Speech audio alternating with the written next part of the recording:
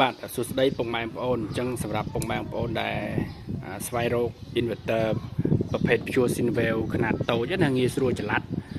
អាចប្រើប្រាស់បានតាមរថយន្តនៃមួយកន្ទុយបរិយអីហ្នឹងពុកម៉ែបងប្អូនអាចមើលមួយនេះបានគឺប្រភេទ600វ៉ាត់បាទប្រភេទនេះ rate power គឺបាន300វ៉ាត់ peak power គឺ600វ៉ាត់អញ្ចឹងពុកម៉ែបងប្អូនអាចពិចារណាបានដោយសារមួយនេះប្រើទៅគឺគុណភាពល្អ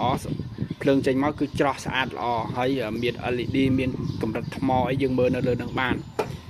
អ្វីដែលពិសេសគឺនេះគឺមានភ្ជាប់មកជាមួយនៅកន្ទុយបរិយសម្រាប់ប្រើជាមួយរថយន្តណាបាទ